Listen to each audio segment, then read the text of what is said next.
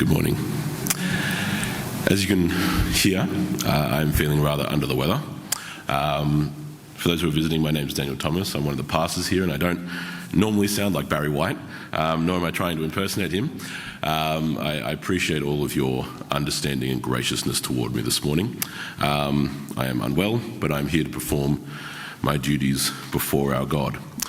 So, we've just had read for us this morning's passage, which comes to us from Deuteronomy chapter 1, as we continue our way forward through this expository series on the book of Deuteronomy. For those who haven't been with us in previous weeks, or who have missed any of them, we spent the first two essentially going through an introduction.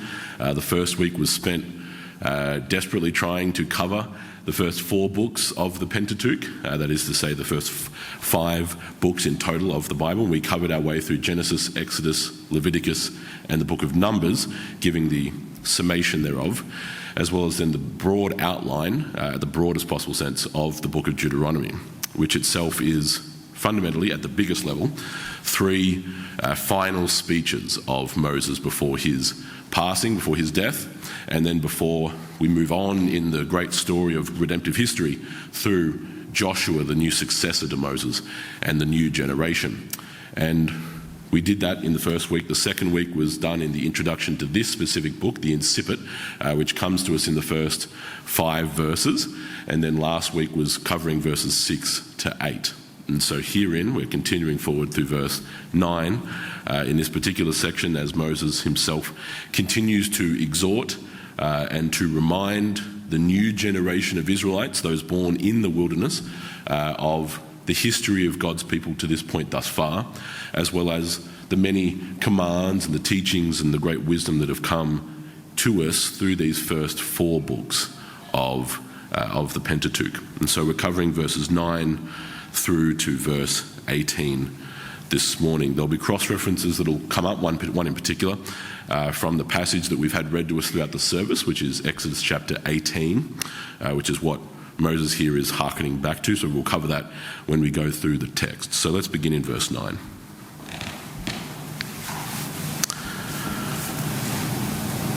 And I spoke to you at that time, saying, I am not able to bear the burden of you alone. This wording here that we have beginning, demonstrates there is a continuation of the theme, and certainly not just only literally but also theologically of what we've had last week, which was focused heavily upon the promise of God to especially Abraham, and then of course successively Isaac and Jacob, the promise of the seed and of all that went through with it, the land and the blessing and everything else that came henceforth from that particular point. And here, continuing on with the conjunction and, I spoke to you at that time, which if you cast your eyes back to verse 6, they are where? Mount Horeb, that is to say Mount Sinai, right? We've explained that those 2 terms are synonymous for the same mountain. And it's at that point that he then explains that I am not able to bear the burden of you alone. Again, obviously Moses here speaking. Yahweh, your God, has multiplied you, and behold, you are this day like the stars of heaven in number. This is very much speaking to what we saw last week, and that one of the seminal blessings and promises made covenantally between Yahweh and Abraham was that indeed his offspring, his seed, would be as innumerable as the stars in the heavens. At this particular point, even compared to Abraham and his immediate family, that ratio is already very much fulfilled in that sense. It's also then, of course, further continued and fulfilled, especially as we saw last week, in the fact that Christ himself is the ultimate fulfillment of the Abrahamic covenant and of the promise made to him, that indeed all those who are in Christ are by definition in Abraham. We saw different cross-references from both Old and New Testament in that respect, and that we ourselves are heirs to the promise made to Abraham, to use the Apostle Paul's wording from the New Testament. And so here he speaks about how you even are this day in verse 10, as innumerable as the stars in the heavens. They've of course multiplied across the course now by this point of nearly 450, nearly 500 years and plus by this point, down from Abraham through to the time here we are in the late 15th century BC, so late 1400s, that is to say in and around the year 1400 BC, is where we find ourselves, and they are already as innumerable as the stars, this great blessing of God having already been fulfilled even in this time. But it would indeed, as we work our way through the Old Testament and into the New, be further expanded beyond even their wildest dreams. He continues in verse 11, "May Yahweh, the God of your fathers, increase you 1,000-fold, more than you are, and bless you, just as he has promised you." We covered in the first week, where we gave that broad introduction, the fact that a very key component of a number of these books, particularly Leviticus and particularly Numbers, is that of the covenant blessings and cursings. Two sides of the same vital coin, that indeed God would greatly and richly bless his people, and that he would give them all that they need, that he would never forsake them, that he indeed would be the one who is consistently described using this axiom that we see throughout the Old Testament, that he is merciful and gracious, that he is abounding in steadfast love, his chesed, his covenant faithfulness, even to the 1,000th generation. Of course, that number there, 1,000th, being figurative, not literally to the thousands, it's beyond the thousands. It's to all generations down throughout what we call redemptive history. The other side of that, of course, is, as I mentioned, the covenantal cursings. We've seen, for those who were here in first week when we covered the kind of survey of particularly the book of Numbers, that indeed a number of judgments had come down upon God's people in the book of Numbers. They had rebelled many times, and in varying degrees of severity, no doubt. And indeed, justice was brought against them, even God's people. Simply being part of the covenant does not obfuscate one from facing the demands of God's justice. Yet in this case, it is not a justice that damns or condemns to death and to hopelessness nor despair, but rather it's a chastisement, it's a disciplining of. Does that make sense? This is what we see. And this is, of course, the story of God's people throughout the Old Covenant, and it comes to a mighty and calamitous head in the New. But nonetheless, the point being that here Moses is reminding them of the great blessing that would be theirs, that would be all the seed of Abraham, if they would obey and be faithful to the covenant.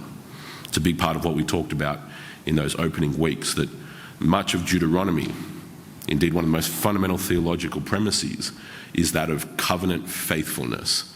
And here, throughout all three speeches, but including this first one, Moses, in his final time with them, is exhorting them, encouraging them, warning them to remain faithful to the covenant that Yahweh, their God, had made with them.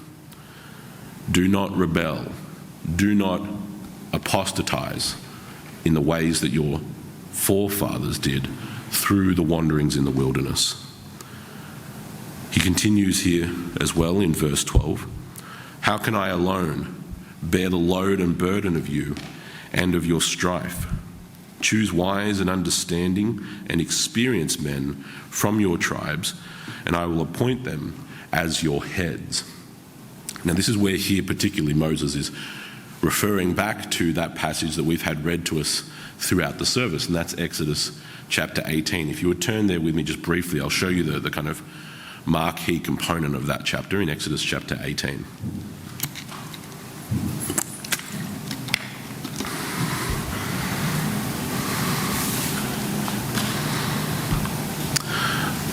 The entire chapter is covering the interaction between Moses and his father-in-law Jethro, and the advice that Jethro is giving to him, that indeed Moses, no matter how wise and mighty he felt himself to be, no matter how much of a burden he was willing to take on, nevertheless a man's shoulders are only so broad. He is not able to bear the burden of hearing and mediating and administering and judging and ruling for tens upon tens upon tens of thousands of people here. Indeed, that burden is far too great. We have instead Jethro giving the very sagely advice that he indeed should appoint kind of vice regents, if you want to think of it that way, right? Lesser magistrates would be the better term to describe those underneath Moses who would be effectively ruling and judging over their specific tribal and clan, that is to say, kinley, K-I-N, kinley, and familial settings. At the end of Exodus chapter 18, if you look there at verse 24 through to the end, we read, "So Moses listened to the voice of his father-in-law, Jethro, and did all that he had said. And Moses chose excellent men out of all Israel and made them heads over the people, leaders of thousands, leaders of hundreds, leaders of 50s, leaders of 10s. Most of your translations in English will probably just kind of continue that literally by saying leaders of thousands and of hundreds and of 50s and of 10s. The implication in the Hebrew is differing leaders at these different numbers. Does that make sense? Okay. Leaders of thousands, leaders of hundreds, leaders of 50s, leaders of 10s, right? So a hierarchy of leadership in and among the tribes is what's being communicated to us here. And they judged, in verse 26, the people at all times. The difficult matters they would bring to Moses, but every minor matter they themselves would judge. Then Moses let his father-in-law depart, and he went his way into his own land." That's the ending of the chapter. There's some very important factors here in this wording that we're then about to see in the kind of rephrasing of it here in Deuteronomy. Have a look there in Exodus 18, particularly in verse 25 and 26. Moses chose whom? Excellent men out of all Israel. We're going to get the expanded wording when we get back over to Deuteronomy 1. But what you're seeing here already in the wording of Exodus 18 is qualifications, okay? A standard. This was not just merely a flipping of coins or a drawing of lots. This was not a game of eeny, meeny, miny, mo, as Moses kind of put a blindfold on and just randomly picked people. This was decisively undemocratic. This was, in fact, Moses as the oracle of God, as their leader, as the one who is not literally entitled, but effectively and functionally the prophet and thereby the ruler of Israel. He is the one who is drawing from the people, and indeed they, of course, were part of this. They were part of nominating. And then him appointing men, who he describes here in Exodus 18. The writer is describing here excellent men. And we're going to see what that actually qualifies as by the time we get back over to Deuteronomy 1. Their function, so that's the quality aspect. Okay, so that's the ontological aspect, who they are by nature. And then here is what we call the teleological aspect, their purpose, their function. Verse 26, they judged the people at all times. In difficult matters, they would bring that to Moses, but in the lesser or minor, if you want to think of it, minor factors, the lesser matters, they would judge that themselves. Okay, so keep that in mind, pin that in your mind, and then flick back over to Deuteronomy chapter 1. In Deuteronomy chapter 1, here's what we read in verse 13. Choose wise and understanding and experienced men from your tribes, and I will appoint them as your heads. Okay. Half of the reason here as to why there is a kind of dual aspect in the ultimate appointment of these men is for the very reason that this structure, this hierarchy, this order of the nation and of the kingdom was so important. Moses simply cannot deal with administering all the levels of minutiae for all the people of Israel by himself. He needs help. He needs assistance. There is an inherent aspect of collaboration in the covenant community and in the covenant nation of God that is fundamental to our understanding of what's being described here. It is why order, and specifically hierarchy, is not only necessary but is good, and we'll get into that word good particularly in a minute. But this verse 13 is describing the kind of characteristics of what constitutes in Exodus 18 the word excellent. He says, wise, understanding, and experienced men. Okay. Now, for the 99% of Christian history, and even going beyond Christian history into the Old Testament, I would never have needed to highlight the use of the masculine term man here. Unfortunately, in our day and age, we live in such a state of hermeneutical confusion that apparently ministers like myself do actually need to highlight that the word man is used here. And it is the same word that is used from Genesis through to Revelation. You will see the equivalent term and the kind of equivalent concept here, that of the appointment of bishops/elders in the New Testament, particularly in the writings of the Apostle Paul to Timothy. Again, the consistent designation of man being the one who has been appointed to these roles. Is that because God is just this chauvinistic, patriarchal pig who doesn't understand our modern feminist sensibilities? The answer to that is, of course, and obviously resoundingly no.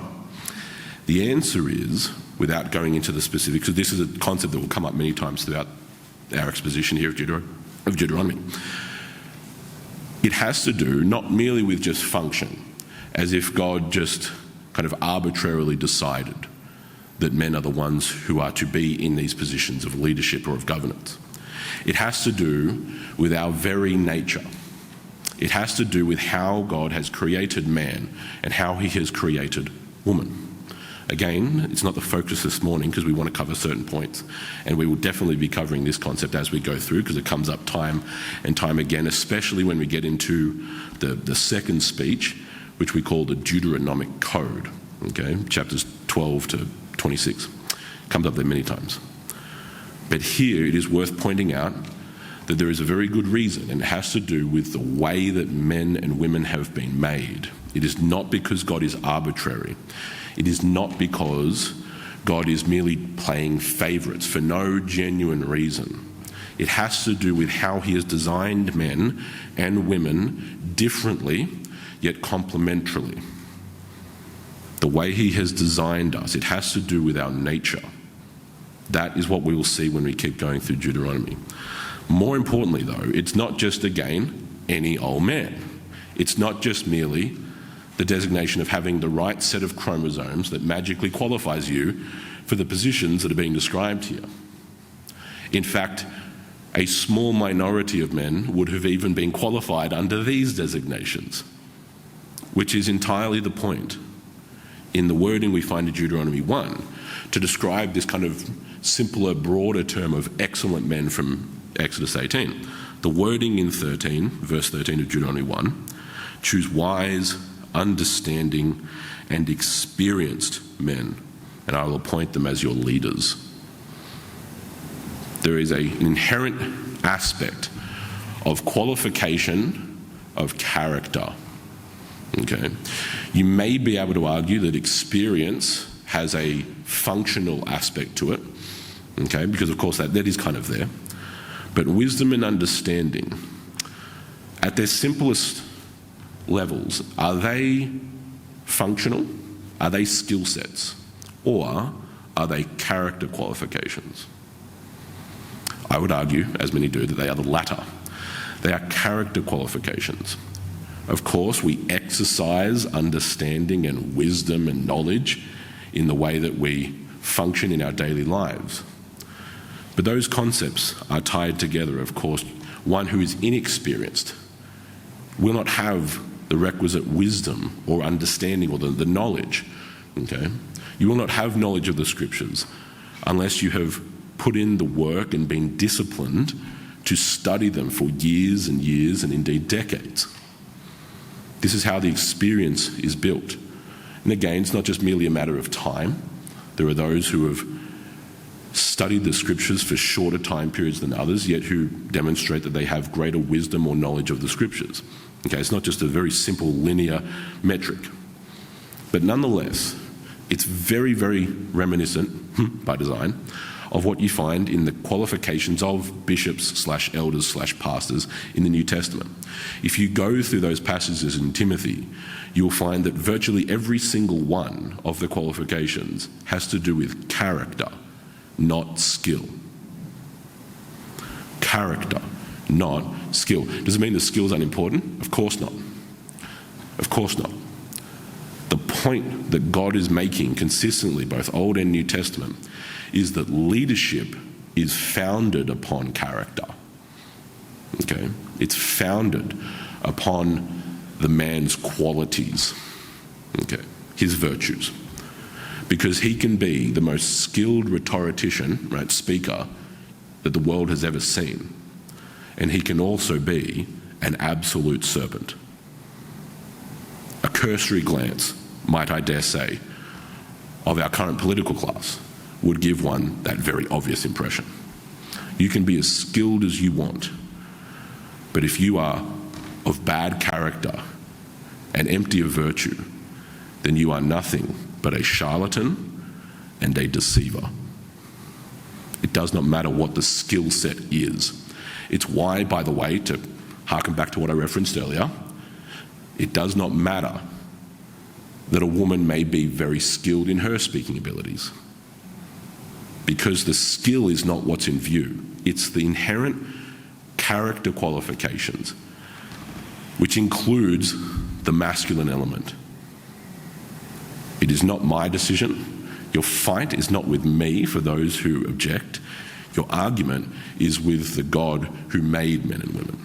That is whom your argument would be with. That is consistently the one to whom I pointed to in my days at seminary, in the endless discussions that I had the pleasure and displeasure of having on this subject, that indeed your argument is not with me.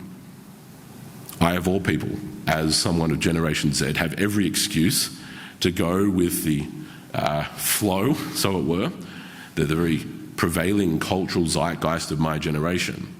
I am antithetical to that, not out of reactionism, but because it's irrelevant what I or my generation thinks about this subject. It is irrelevant what your generation thinks about this subject. It's irrelevant what any generation thinks about this subject. The only thing that matters is what do the scriptures say. And the history of the one holy Catholic and Apostolic Church down throughout history testifies to what these scriptures say so plainly and so clearly. It is a novel notion that we are talking about here. To get back to the point, character is the root of leadership, not skill. Skill is important, but skill without qualities, skill without character, skill without virtue does not make a man a leader. And here, wisdom, knowledge, experience, of course, they're all overlapping, right? They're interrelated concepts, are what Moses is using to describe, using the word of Exodus 18, as the excellent man, the one who excels in the sight of God. Of course, the people were probably the best ones to be able to judge that character. They're the ones who live with these men, who are in community, who go to their businesses, who are part of their families, their clans, whatever happens to be. So they would recommend to Moses who the men should be because they're around them. They know their character better than Moses would. Okay, because half the problem is he can't deal with them all. But then Moses would be the one who would assess whether their recommendation was valid. Are you actually promoting a man, recommending him for appointment, that is actually of these qualities, that is actually of this character, of these virtues, or are you promoting someone that you think will be advantageous to you politically or judicially, right? So there's a balance of power here. Recommendation coming from the people, appointment from the ruler. We're going to get into that concept much more in the kind of earlier chapters of the Deuteronomic Code when it comes to the laws for the kings, okay? Because what you're seeing here is the theological basis of parliamentary monarchy. Again, we'll get into that when we get through the early parts of the Deuteronomic Code. But let's continue on through chapter 1. Verse 14, then you answered me and said, the thing which you have said to do is good. It is good. Now there is a point worth making here, even just on the employment of the word good here. the people are rightly recognizing that Moses' command to establish this societal hierarchy, it is fundamentally good. And indeed, the response of the Christian should be, amen. Hierarchy, order, stability, civility. This is what God is implementing as a fundamental component of the covenant community of God. Hierarchy establishes order. It establishes clear lines of communication. It establishes clear designations of authority, not just at one level, but at multiple levels. Again, keeping in mind the leaders were appointed at thousands and hundreds and fifties and tens. And that this hierarchy is fundamentally good. Again, one such area which will come up many times throughout Deuteronomy is this area. We in our day tend to have swung the proverbial pendulum kind of to the opposite direction. It's been building for probably 250, maybe 300 years coming out of the Enlightenment, as many of our ills unfortunately have. But we tend to have a prevailing cultural ethos of what could only be rightfully described as hyper-individualism. Hyper-individualism. We are an extremely individualistic society. The prevailing philosophy of not only human societies, but also particularly human nature, that has come to us over the last 200 to 300 years, has been that the individual is the fundamental atom, so it were, the fundamental element of society. That society is made up of individuals. On the surface, this seems like a reasonable point, but this has severe theological implications, not only for the church, but also for broader society. Because what you find, interestingly, not only throughout the scriptures, but also throughout the history of the church, is that the individual was not the one that was considered the most atomic or the most singular element of society, nor of the church. The basic unit of society and of the church, throughout the Old Testament as well as in the church, has been the family. The family is the basic unit of society. Because at the end of the day, an individual makes up nothing. At the end of the day, an individual, I, did not just merely pop into existence one day, fully formed. I indeed was born of my mother and of my father, who were also born of their mother and their fathers, and their mothers and their fathers before them, and so on and so forth. Right? The inherent concept, and indeed context, of our existence is by definition as part of a family. There is no one who has not been born as part of a family. Now, those families may be estranged, those families may pass away, those families may come into very complex circumstance. All that's true. But the fundamental reality of the way that God has designed the world is that a man and a woman shall leave their mother and father and be joined and become one flesh, and that they shall, among taking dominion of the world, be fruitful and multiply. Okay? The family was always held to be the basic unit. It's interesting, isn't it, that this designation here of these kind of stratified levels of leadership are what? Thousands, hundreds, 50s, tens. Notice it doesn't go down to ones, if I want to use bad English. Right? It doesn't go down to the singular.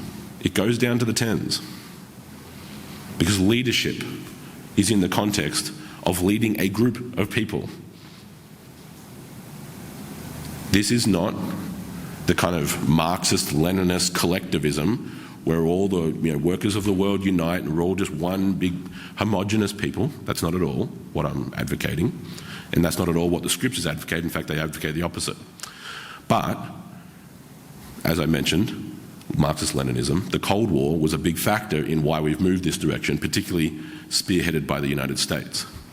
In reaction to the Cold War, in reaction to the communist philosophy that divides any hierarchy and that just masses people into one giant lump of humanity, the reaction in the West, particularly in the United States, was to go as far away from that as we possibly could. rugged individualism, right? Individual personal rights, individual personal privileges, individual this, individual that. That's why you're witnessing so much of the utter insanity of gender identity, because it's all about me. It's all about how I, through no legitimate historical explanation whatsoever, can somehow be a spirit or an identity, an ego, trapped in the wrong body. A deeply Gnostic, Neoplatonic philosophical idea, by the way. It's actually a Christian heresy, but that part aside. It's because the individual is the entire focus. Well, this person's a woman, so she's more oppressed than someone like me, except for this woman who's also a woman of colour. She's more oppressed than the white woman, but then the lesbian woman of colour is more oppressed than the other women, and then the lesbian woman of colour who's also now transgender is more oppressed. And you just keep going down this infinite line of stupidity and asininity. That's why. Rugged individualism. The church desperately needs to recapture our understanding that the family is the basic unit of society.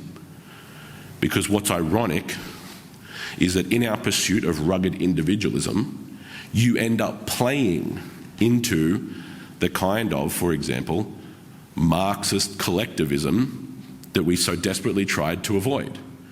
Because when you end up making everyone just this little individual on their own little island, they're like little beans in a beanbag. And you can just push and move and manipulate all the bag however you want, because there's no structure. Families provide structure. Hierarchy provides structure. It provides order. It's almost like God knew what he was doing.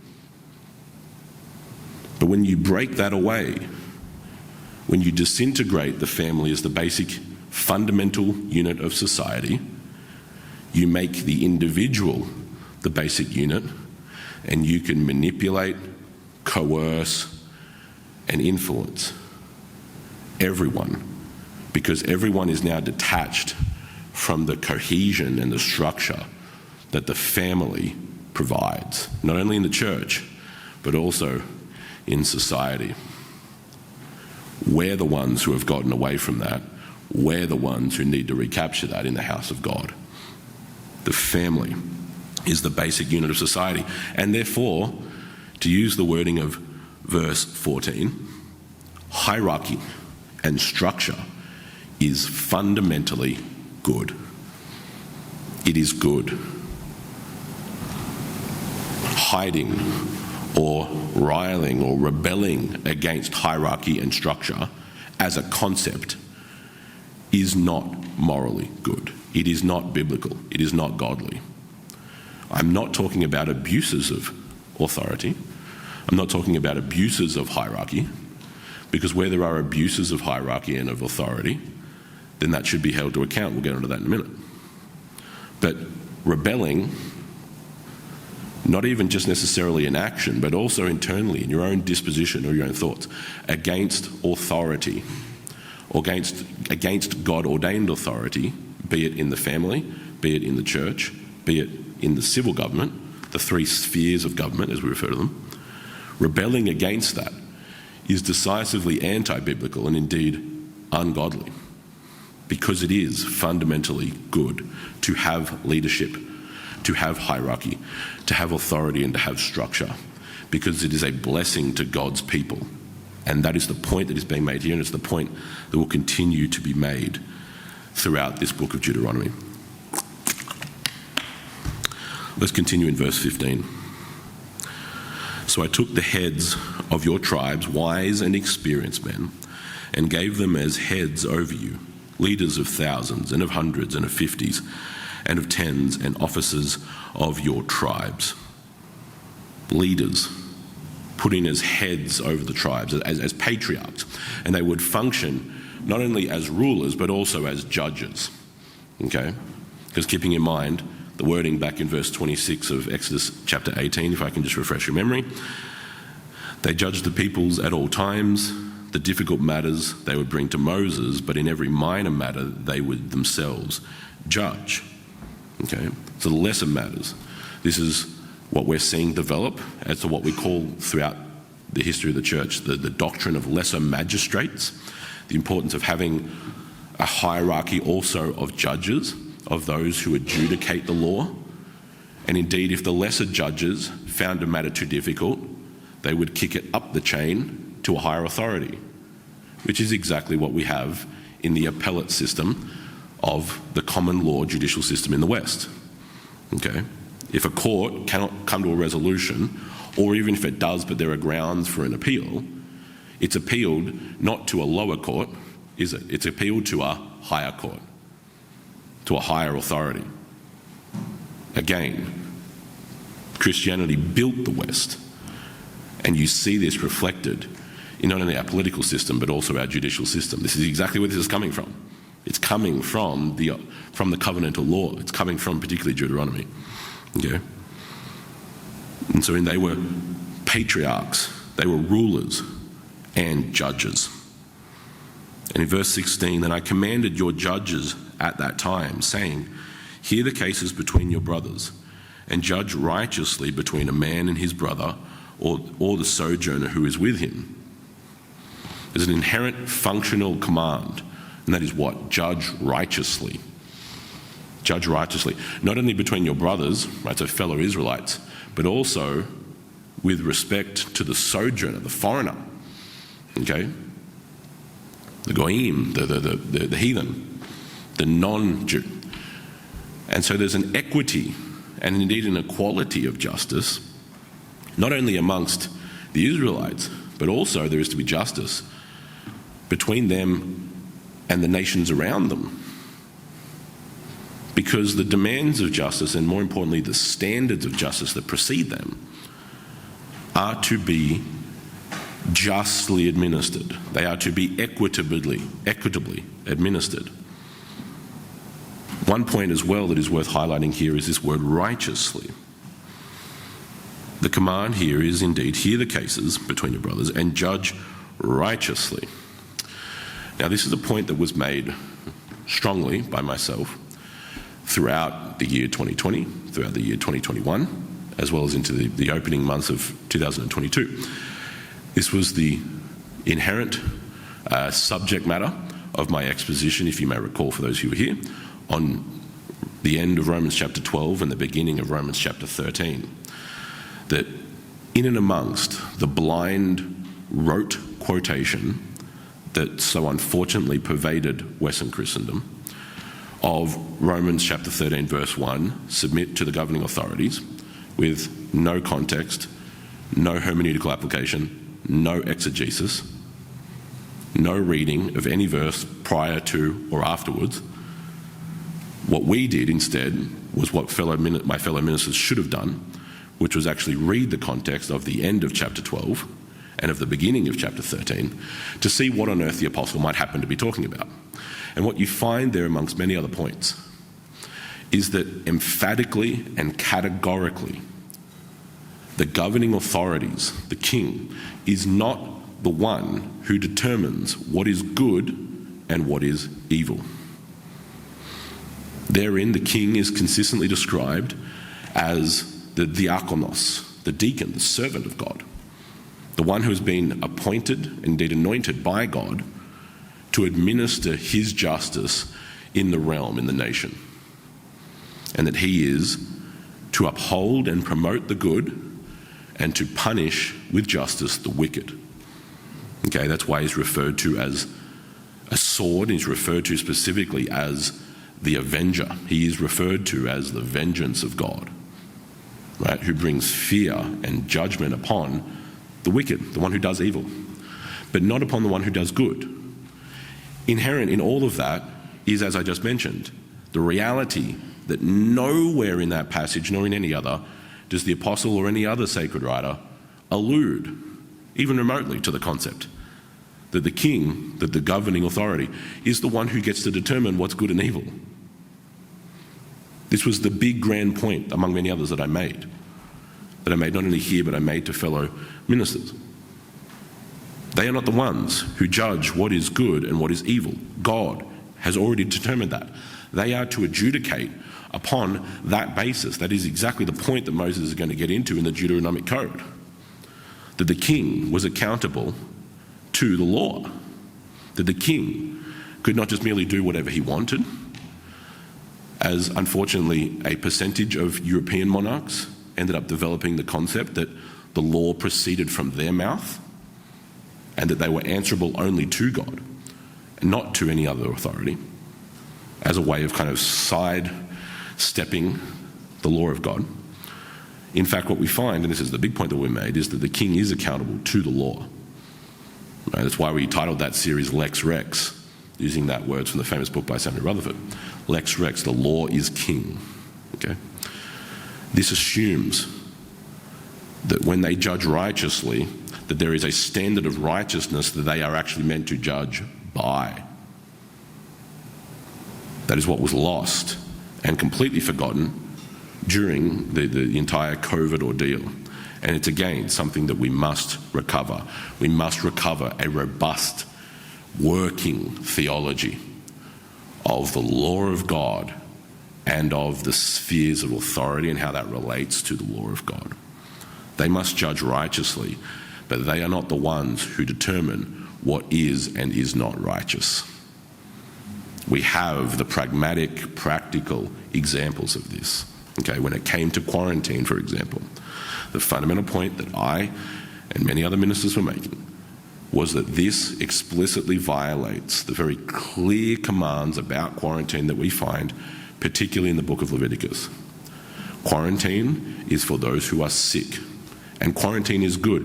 And not only is quarantine good, the governing authority has the authority to quarantine. That's why my point, nor anyone else's, was ever that, oh, how dare they quarantine people? Oh, this is so unjust, my civil liberties. No, that was never the point. The point was the mass quarantining of every man, woman, child, and dog in sight is not at all what we see God say. And newsflash, in case anyone was wondering, we have a slightly better healthcare system than they did 3,500 years ago. And if that's the laws back then, that should be the law now. You quarantine those who are sick for obvious reasons, and they have the authority to do that, and I agree. But you do not have the authority to self-determine who should or shouldn't be quarantined. You are to operate by the law of God. That was the point. The governing authority, the king, never determines what is right and wrong. He is subject to God's law, which is the defining arbiter of good and of evil. And that is inherent in the use on Moses' part of the word righteously in verse 16. Let us continue and finish this passage in verse 17 and 18. You shall not show partiality in judgment. You shall hear the small and the great alike. You shall not fear man, for the judgment is God's. The case that is too hard for you, you shall bring to me, and I will hear it. Now this is fascinating. Obviously he's continuing this concept of judging, right, and of the judicial component here that's being highlighted. There is something incredible. Not only is it incredible just generally, it's incredible particularly nearly 3,500 years ago in ancient times. I want you to look at what's being said. You shall not show partiality in judgment. You shall judge the great man equally as you would the lesser men, the small men, right? The one who is rich and who is poor, the one who is of great renown, the one who's an absolute nobody, right? The one who is of mighty appearance, the one who is of no noteworthiness whatsoever. Whatever kind of dichotomy you want to insert in that paradigm, the concept still applies. Does that make sense? You shall not show partiality in judgment. When you are judging, we've already seen that hinted when he talks about judging the sojourner in that fashion as well. But here is where this incredible not only legislative but judicial concept comes from. Not showing partiality between the great and the small. Now here's what's fascinating, and this really kind of nicely highlights our own current cultural thinking. I am, and this I know is a very big claim, I am yet to have a discussion with a fellow Christian, not just out in society, I mean a Christian. I'm yet to have a discussion with a fellow Christian about this concept of not showing partiality to the great or to the lesser, to the rich or the poor, without the immediate presumption of the emphasis being on the rich, not the poor. Do you understand what I'm getting at? What I'm saying is the immediate assumption, the lens through which this is read, is that this is written specifically to protect the lesser or the poor side because of those rich, mighty, evil scum. That's the view. And it gets read here. And what's ironic is that hermeneutic, that interpretation, is completely partial. Do you see the problem? It's completely partial.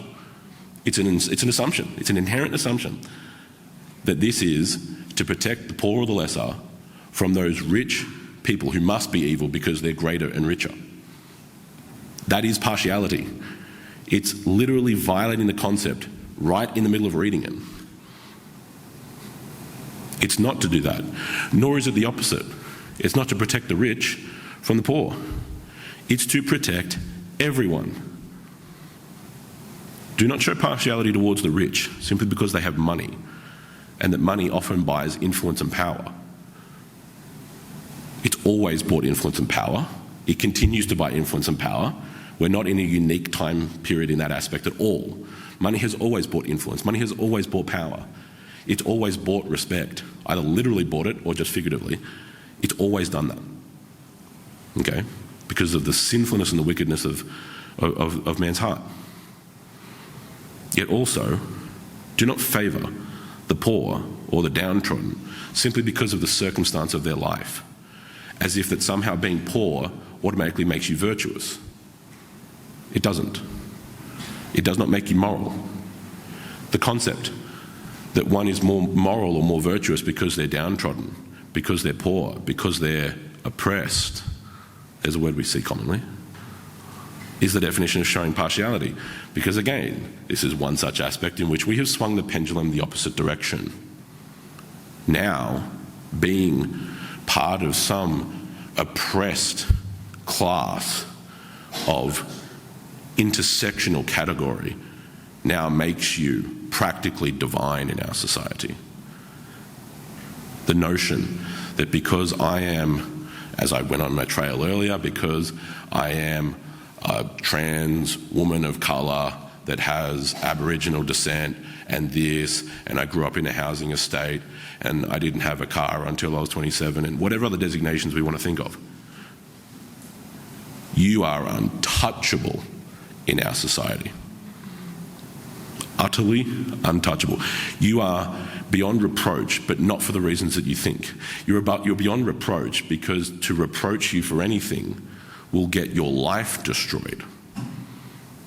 Go work for any ASX 500 company right now, and you go in to a meeting, especially one where HR is present, and you have the gall, the absolute sheer historic audacity to say that I think maybe potentially that a woman is a woman, you will be practically thrown from the 27th window.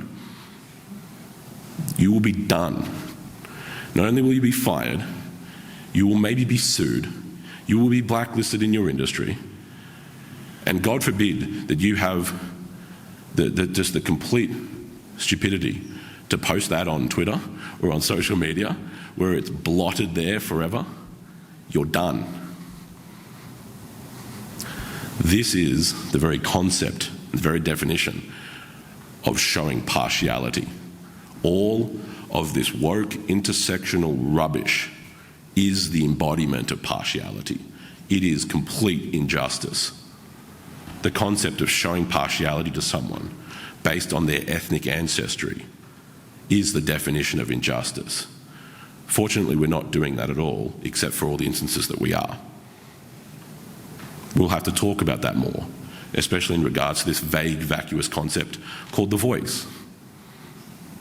And we will talk about it, because for too long, people in my position have been utterly silent on the political, because for about 100 years, we somehow, for some reason, got it into our heads that politics, that has nothing to do with the church, or that has nothing to do with the scriptures. God doesn't say anything political at all. You have to learn very starkly that politics comes up all the time throughout Deuteronomy. The notion that God is not the God of politics, that he's not sovereign over politics. Oh boy, I would not want to be one making that claim. This is what will come up consistently. But you see here not showing partiality. And again, we've seen plenty of examples of that. You see it consistently. You see partiality. You saw partiality during COVID, where we had to shut down, but strip clubs could remain open, right? Partiality, completely arbitrary. This place was a proverbial death trap, but Liquorland, literally 40 metres that way across the street, was apparently a perfectly safe, disease-free, Edenic paradise, right? Partiality. And it's come about because we've been silent on these issues, because we have put these things off, thinking that they're unimportant, but rather the individual, spiritual things. That's what's really important. No, you can't make heads and tails of this book alone in thinking that all that biblical spirituality is, all that the covenant of God is, all that Christianity is just me and my little personal relationship between me and God. You cannot make heads and tails of this book if that is your view of Christianity. They are to not show partiality, because God is a God of justice and of genuine equity, not arbitrary equity, genuine biblical equity. He is the God of justice. You shall not fear man. And let me finish on this particular point theologically. The command is given for the rulers, the patriarchs, the judges, at whatever level, to not fear man, for the judgment is God's. What is that saying? And that speaks so powerfully to us as we finish this morning's sermon.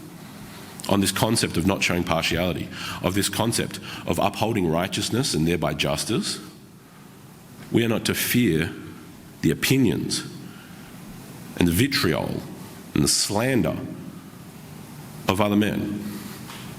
We are to uphold righteousness and execute justice impartially, and that includes without taking into account the very, very partial and subjective aspect of people's views and opinions and emotions.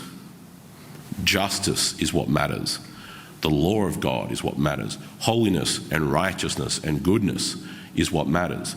And in our upholding of that, just like the command is being given here to these patriarchs, to these rulers, to these judges, we too must be bold, strong, and courageous enough to uphold righteousness in our day and to call for justice, the justice of God, to flow forth like a river without fearing the opinions of pagans, without fearing the opinion of the heathens who revile and who hate God's justice. Who cares what they think? Well, I'm afraid that they might not like me. They already don't like you. I'm sorry if that bursts someone's bubble here. They already despise you. They don't like you anyway. You're not starting from some point of neutrality. They don't like you because you represent something that to them they hate. And that is God, His goodness, His righteousness, His justice. And therefrom, among many other things, moral accountability.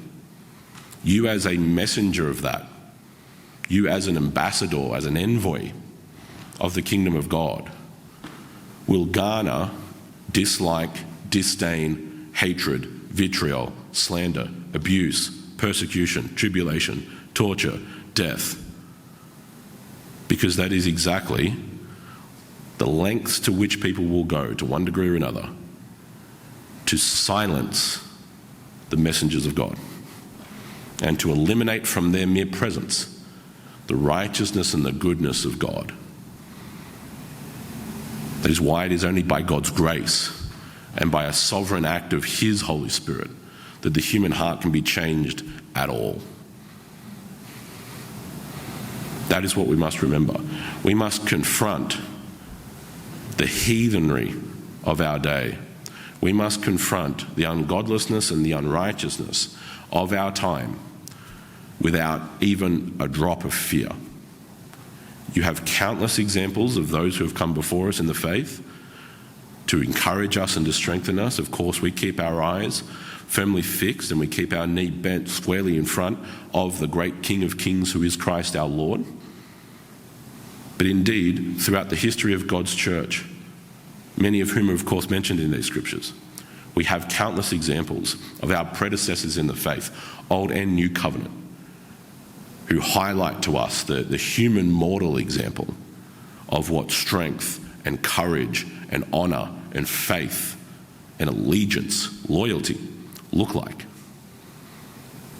Big reason for us doing our classes on church history is to be able to, among many other factors, inspire us to greater godliness, inspire us with the work that God has done through His people throughout the church and indeed beyond, throughout history. That is what it's for. Of people who boldly confronted evil in their day. Men like Boniface in the early medieval period, himself ethnically Germanic, born in the Anglo-Saxon kingdoms, that is to say early medieval England, who went back to his pagan kin in Germania, right, the ancestors of the Germans, with the gospel. Deeply pagan worshippers of Odin and of Thor and of Frey and the old Norse gods and the Germanic gods. And instead of waltzing into that place saying, hey guys, why don't you give Jesus a 30-day free trial and you can see if you like him or not, whatever suits, and then you can just pick and choose if this is something, you maybe you want to do, I don't know. Don't hurt me or anything. No, instead he waltzes into the land of his kin with love for them, and more importantly, love enough to tell them the truth. Your gods are pathetic. You believe that they're all going to die in Ragnarok anyway. Instead, worship the God of gods. Worship the King of kings. Worship the Lord of lords, the one who made the heavens and the earth and all therein. And he took the sacred oak in Berlin, he cut that down, and he used that tree as the founding pillar of the church that he built.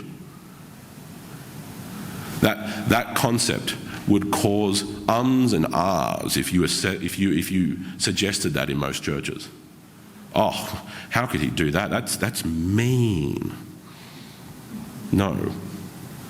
He loved his kin enough to save them from the road of darkness that they had dwelt in for thousands of years and point them instead to the great Saviour who is the light of the world, who could rescue them and their kin from darkness. That's justice. That's courage. That is, among many other things, real, genuine love. And that is one of the fundamental components that are being established here and that will continue to prevail its way through this incredible book of Deuteronomy. Amen.